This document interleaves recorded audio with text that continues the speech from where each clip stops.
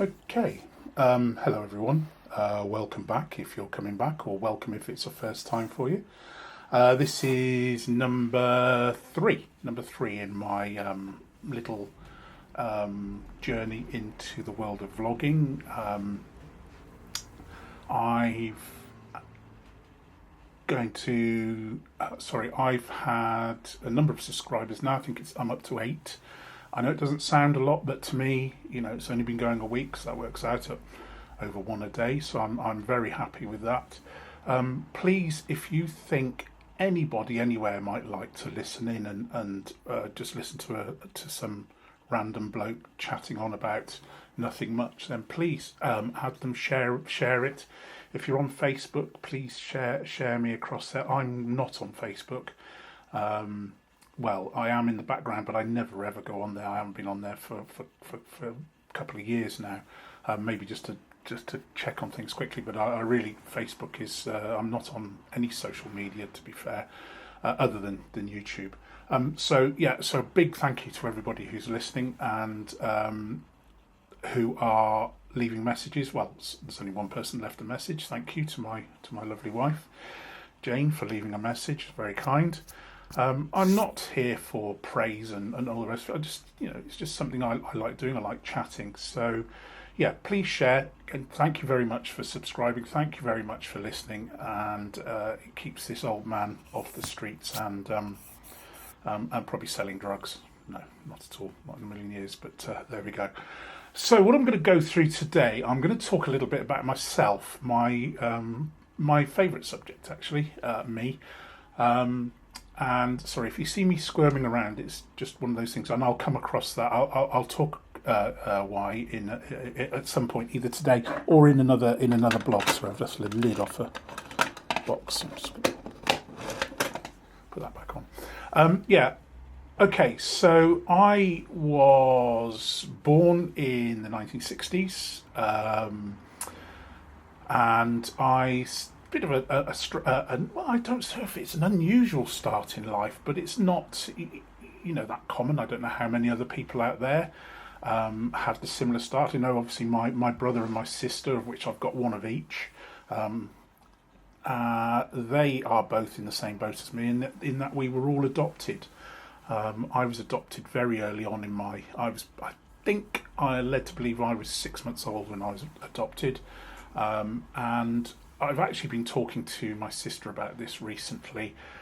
I've had a bit of a health scare recently, and I have no idea about my family medical history. So I know my sister went and found her biological family, should I say. I'm not going to talk about it too much because that's her business, but she found out some medical things, which she probably already knew anyway, but it's just something that I've now, I have started the process of asking about my medical history, if there is any medical history. However, the only thing I can think of is that my biological parents would have been so young when they gave me up for adoption that they probably had no medical history whatsoever, and it probably was one of those things back in those days that was never really thought of. So unless they've kept in touch with an agency or updated people with ongoing medical issues.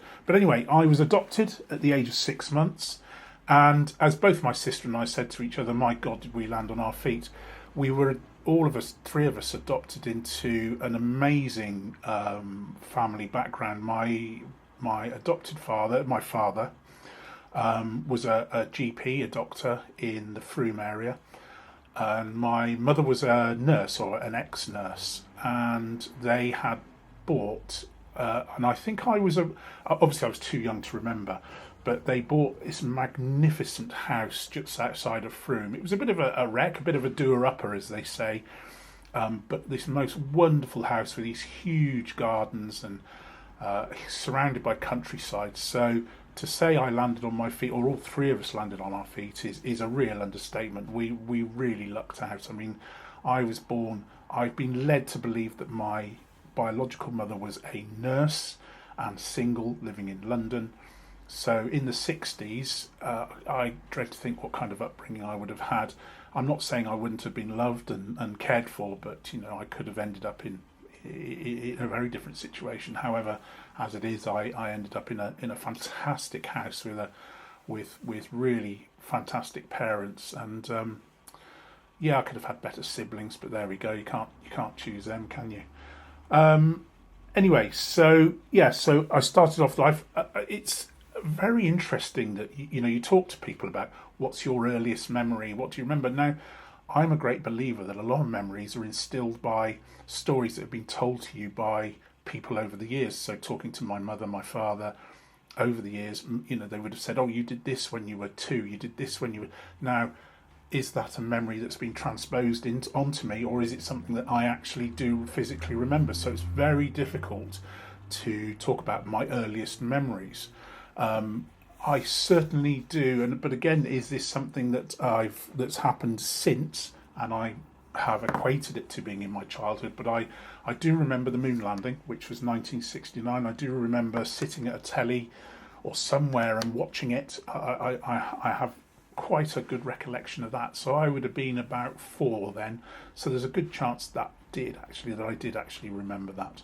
However, my abiding memories of growing up really were of being, I wouldn't say spoiled. Spoiled is the wrong term, but really being cared for properly. If that might sound ridiculous, but when my father died, and this is how I put it. I found it. My father died a few years ago. My mother died back in 2001, was it? 2001, 2002. So she's been dead a while, unfortunately, God bless her.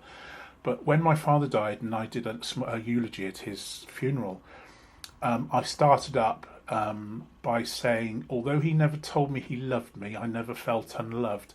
And I think that goes a long way into describing how it felt growing up, that I never felt unloved or unwanted, or that I was, even though I was an arse of a child and an absolute arse of a teenager, looking back now, how they put up with it, I do not know. I was an absolute bastard at times.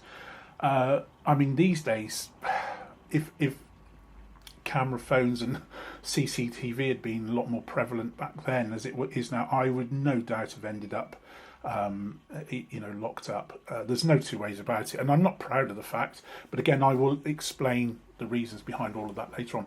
But we were fortunate enough to go to, well, I was certainly fortunate enough, my brother and sister less so. I don't know why mum and dad gave up on them, not gave up on them, but they afforded me the opportunity when I was obviously the black sheep, but they weren't afforded the same opportunities educationally that I was yet. They both did fantastically well at school. Both my brother and sister went to university and got degrees and etc. etc. And I hated school. I've said this before. I loathed it with an absolute passion. I couldn't wait. The only thing I could think about doing when I was at school was leaving. The only thing I could think about at school was, how can I disrupt this class? How can I disrupt this lesson? What can I do? Me. It was terrible. But anyway, we'll come back to that in a minute. So the overriding memory I had, and I went to, I'll quickly go through my schooling, was I went to, first of all, Mrs. Cameron's in Lox Hill in Frome, followed by Lox Hill School.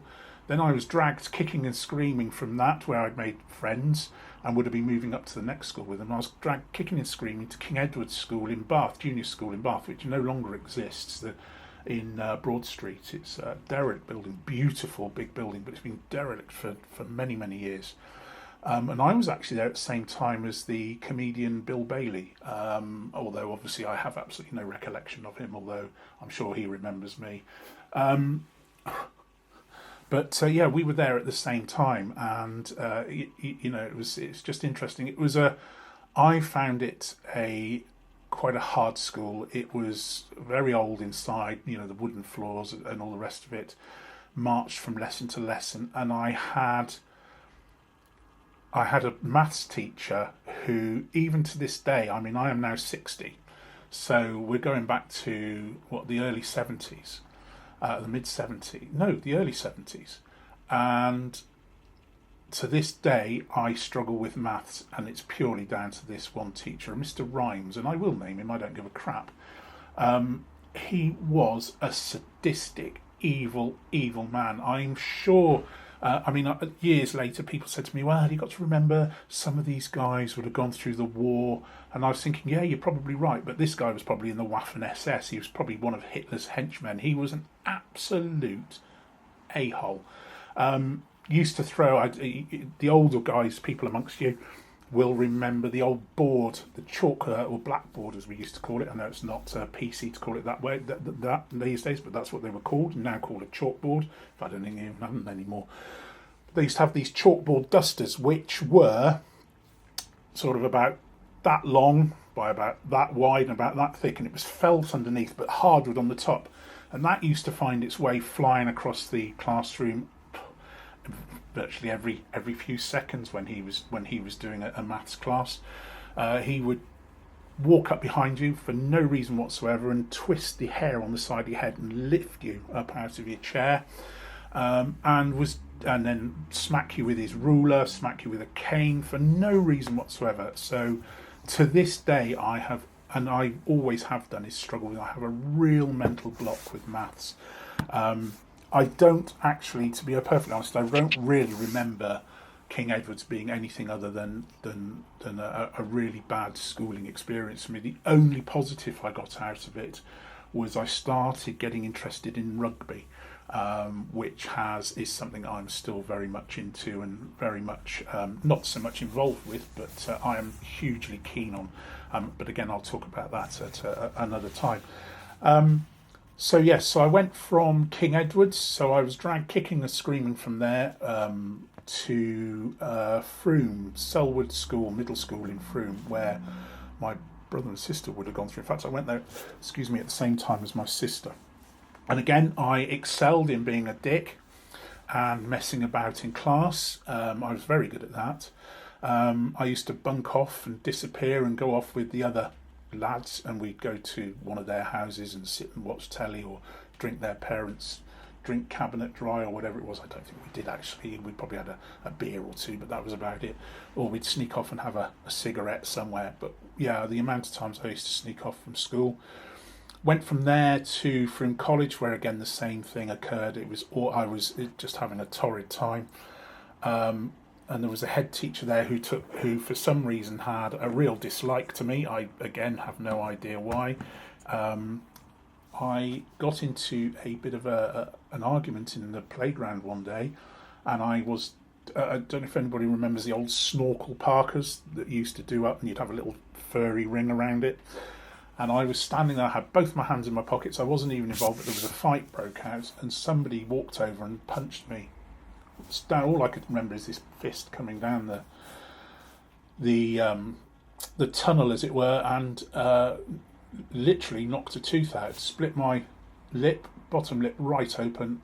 My tooth went through it, and it killed the tooth on the top. So anyway, the very next day, after I'd been to the dentist and had it replaced, I had a crown, a complete new tooth put in. I was dragged up by the headmaster and told that I was going to be asked, and I was. My parents were called in as well, and they were asked to take me out of the school as I was such a bad influence, and that I had started the fight. There were reports from all the teachers that I had started the fight, and actually it was the one time I hadn't started the fight. Well, I hadn't started the trouble. I was just in the wrong place at the wrong time. But anyway, I went from there to Warminster School in Warminster, a private school. Again, totally and utterly wasted on me, 100% wasted on me. And I think in the end, my parents were so exasperated with me, they made me bored, which was even worse. All I ever used to do, because we used to get locked in our rooms to do prep every night, which was our homework. And all we used to do was climb out the windows and disappear and go somewhere. So, it was school really for me was a torrid time. I really didn't enjoy it. The only real not fun, but the only things I really enjoyed at school were English, language more, and literature. and things like biology, environmental studies, you know, things that meant you were outside and in the open. And this goes back to where I grew up, the house I grew up in. We, as I said, very fortunate to be surrounded by miles and miles of countryside. So I used to, as a child, and for many, many years, I used to just wander off. We're lucky at the bottom of the hill was a river, and I used to spend hours just wandering up and down the river, and I got very into nature, bird life, wildlife, you know, picking up rocks and finding, you know, caddisfly larvae, crayfish, and all these wonderful things. And I just, that was my happy place as a child, was being out and about in nature. Holidays, something again that's come up. That holidays, again, very, very fortunate. For years we used to have at least 2 holidays a year, sometimes more. But France was always on the cards. We used to go to France in the summer. So I've been all over France. I still remember today that to this day the mad dash, because we were always late to get to the ferry in time. I still remember one very funny incident. We were late for a ferry, as per, and my brother Max was absolutely dying for a pee. So somebody from the front, I can't remember if it was mum or dad, threw a bottle over the back with a ridiculously small hole in the top of it and said wee into that. So Max tried his best to wee into it, but all he managed to do was like a mini sprinkler system and douse my sister and I liberally in pee, which we had to then endure for the rest of the journey until we got home. So yeah, I do remember that. But I also remember the fantastic tapes that my mum used to have. Johnny Morris, if anybody remembers Johnny Morris, used to do these stories on tape, and she'd play these, and we'd play these for hours and hours and hours, and we just loved the stories. He had a fantastic way of telling stories, and you know, even my dad used to laugh. So yes, so long trips to France in the car with a tent trailer or to a rented place. Usually meeting up with my parents' French friends. Ireland was very, very high up on the list because my mum coming from Dún Laoghaire, or just outside Dún Laoghaire in Ireland, and us going over to visit. But we also went all over. Ireland is a spectacular country. If nobody's ever been to Ireland, it really is a beautiful place. The people are fantastic. Just a wonderful, wonderful country.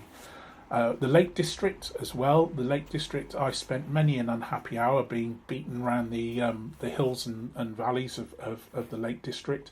Although I said I enjoyed being out in the countryside, going up a mountainside with no vegetation, or virtually no vegetation, virtually no wildlife, with your mother prodding you in the back every 2 seconds saying get a move on, really isn't my idea of fun. But we used to spend days up there with one of my dad's very closest and longest friends, Mr. John Taylor, who again unfortunately is no longer with us. But looking back, they were actually good days. You know, we did have some good days up there. I just remember the awful long treks across the mountains. I've been to Scotland a couple of times, but every time I've been to Scotland, this is no reflection on Scotland at all. I should go back and get it at the right time of the year, but every time I went to Scotland, it always seemed to pour with rain and we'll get eaten alive by midges. So we probably just went at the wrong time, but I must admit I wasn't a big fan of Scotland. However, I'm not knocking Scotland. I've met many Scottish people in my time, and they are a fantastically funny race. I suppose they have to be coming from there, but no, sorry, that's cruel. No, it's I'm sure it's a beautiful place. Obviously, seen it on the TV and in programs, but just from memory, I didn't really enjoy Scotland as much as I did France, Ireland, or even the Lake District.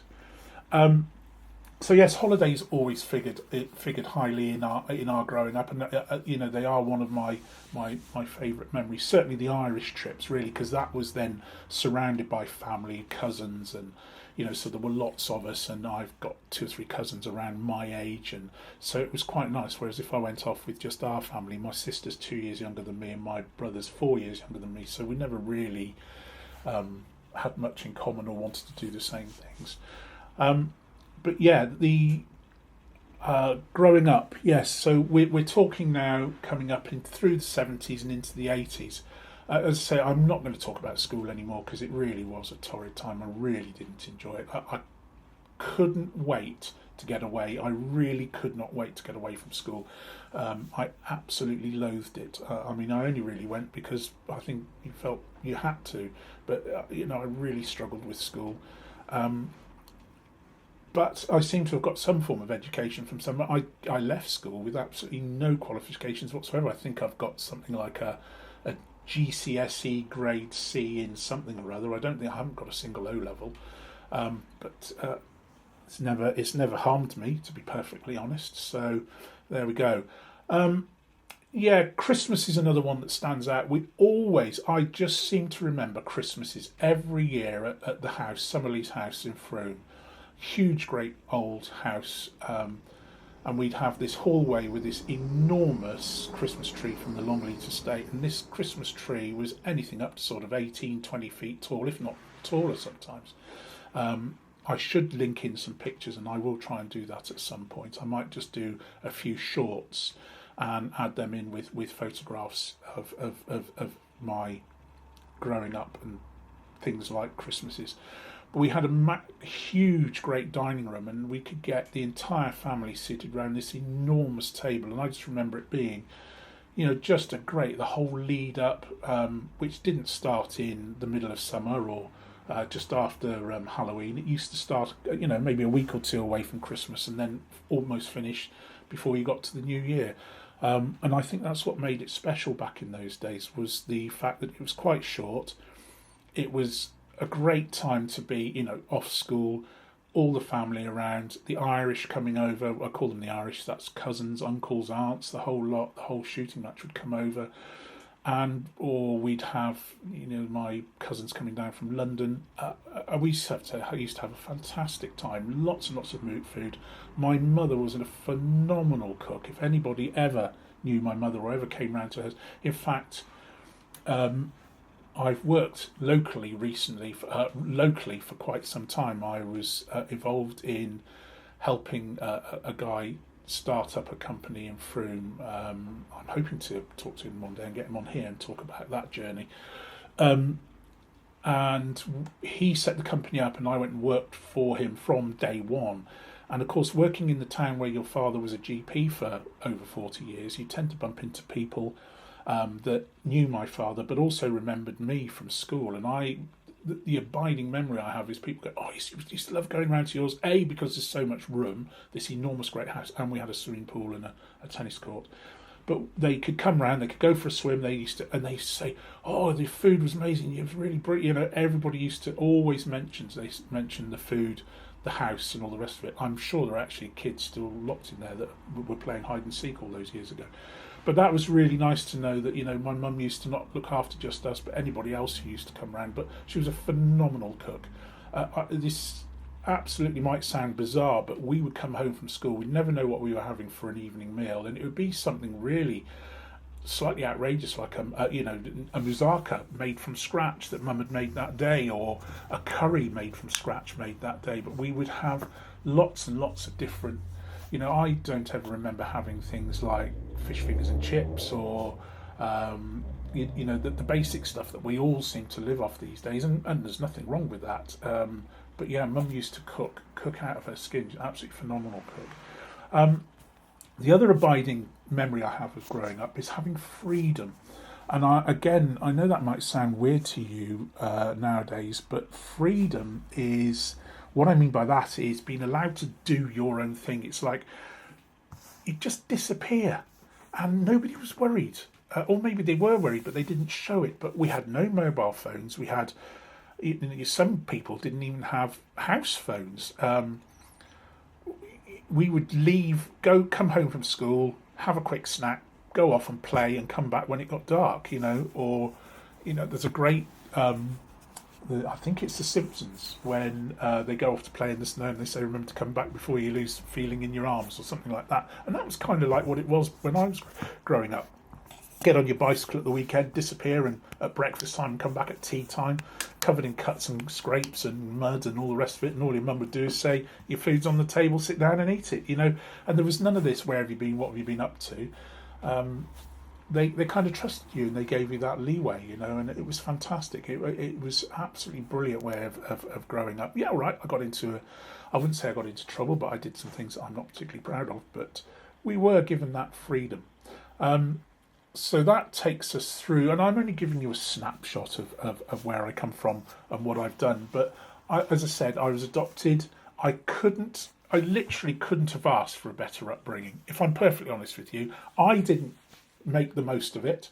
And it transpires that fairly recently it's become very evident that I suffer quite severely with ADHD, which of course would never have been, and I still think isn't as I wouldn't say well known. I mean, a lot of people now obviously are very aware of ADHD and ADD and the rest of it. But honestly, I don't think people understand it as much as well as they could. I'm sure give it a few years and everybody will have a really good grip of what ADHD actually means. And I'm pretty certain that somebody can be ADHD in a certain way and another way. There are many different variations of it, but every single survey, study, and test, etc., that I have done, it's put me right at the top of the spectrum, really right up at the top. And this is why I say if I keep moving around, and that's because I just can't sit still. If I'm presenting to a class, which I do I have done quite regularly over the years, I'll stand up and I'll walk around and I find it really hard not to pick something up at the moment. You might have heard a click in the background, and that's my lovely new fountain pen that I keep clicking the lid on, but I have to. It's like I can't sit still. And concentrating on things, one thing at a time. I either can, if I enjoy it, if it's something I enjoy, just leave me to it. It's like all my Lego builds, I'll go through those at another time. I can do those for hours on end. Literally can just sit there and go and go and go. Getting it started is an issue. Do I think about starting it? Oh yeah, I think about it. Or I'll put it off, and that's quite often what I do. But yeah, I think that's where I struggled at school. It was that whole structured plan. You have to be here to do that. You must do that here. You must do that there. And I think that's very much where I suffer with maths. Maths is very regimented, very straight, there's no real leeway. Whereas with the spoken word or the written word, you can be more flexible. You can be flowing more. It's more malleable, it's more moldable, it's you're able to do more with it, whereas numbers to me are just numbers. So that's where I am at the moment. I'm just going up to about the early to mid 80s. After Warminster School, I failed every single exam, or got a pathetic showing of one GCSE, not even an O-level. And my mother was obviously very, very angry. My father, less so. He was very chilled, actually, God bless him. And all he did was he came in, I remember sitting there, because he'd actually gone to get the results, and he came back with the results, and he got me to open them, and I passed them across, and all he did was he looked up and he goes, well, what now? And that really hit me quite hard, was that, well, what now? What are you going to do now? And I had two things in my life that I really wanted to do at that time, and actually one of them I would still have loved to have done. But one of them was I enjoyed building things and taking them apart, but I wanted to become a mechanic. But I was talked out of that by my wonderful mother, because she told me that it would have been an embarrassment to the family if I became a mechanic. I know that sounds like real snobbery, and at the time it probably, without a shadow of a doubt, it was snobbery. What was wrong with becoming a mechanic? There's nothing wrong with being a mechanic. They're fantastic people. They do amazing work, and they're never out of work, and probably make a lot more money than I do. But she was adamant that I wasn't going to become a mechanic. So my other passion was I always wanted to be a police officer. I don't know why.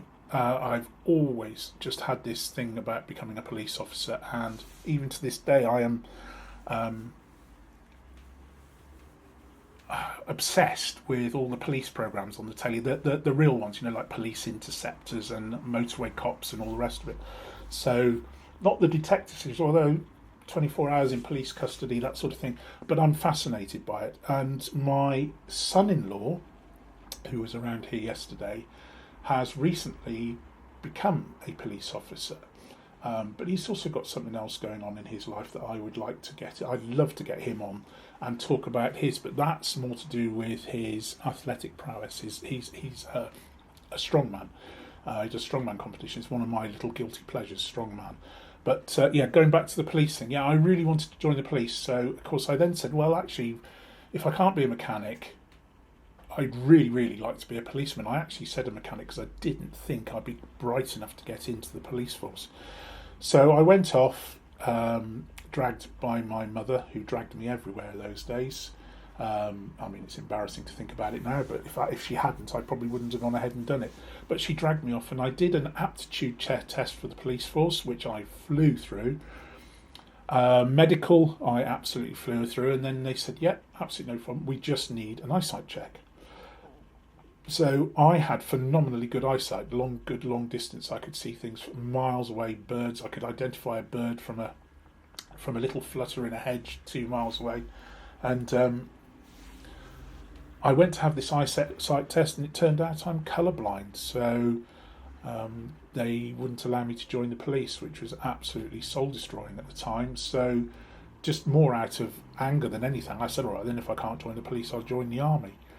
And that's exactly what I then did. I went into Bath, and there was a recruiting office in there, and I signed up and went in, and that was that. And I joined the army, which I was in for 12 years, but I will go through that on another day. Leading up to all of this, I also learnt to drive, which I found I had a real knack for. I absolutely, to this day, love driving. I adore driving, and I love being in and around vehicles. Absolutely love it. I've got quite a nice motor car, and I enjoy driving it when I can. I've just got a real thing about motor cars, motor vehicles, motorbikes. I've had motorbikes in my time as well, but I do love them. But I only had one driving lesson, official driving lesson. I can't remember the name of the chap who did it now. But anyway, and I remember he had a Nissan Cherry, I think it was, which was extraordinary because I learnt to drive with my mum, and a little bit less, and I'll come on to this in a second, in a Citroen 2CV6, if anybody remembers those. They look like a upturned pram on wheels, and they had a gear stick change on the dashboard, twist and pull. 0 to 60, no chance, wouldn't get to 60 miles an hour, even downhill with a good wind behind you. I think you'd probably just about get over to 60, but it'd be like a pea in a tin can getting rattled around.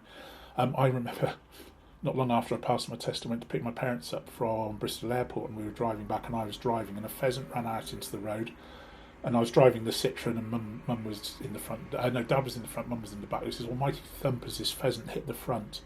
Apparently it was my fault. So we stopped the car. The pheasant rolled over a few times, got up and ran off. He was absolutely unscathed. It was about 90 quid's worth of damage to the car, which back in those days was quite a lot of money. So it just showed you how tinny those things were. But I learned to drive in a Citroen 2CV6, and I only had one lesson, and that was to go over to Trowbridge to have a look around Trowbridge and see if I knew what I was doing. Go through. I don't think I even went through the manoeuvres. Well, I did, but it would have been in his car, and his car was like a Ferrari compared to the Citroen. So all I remember from that one lesson was him telling me to slow down every 5 seconds. But it had a proper gear stick and all the rest of it. I thoroughly enjoyed that.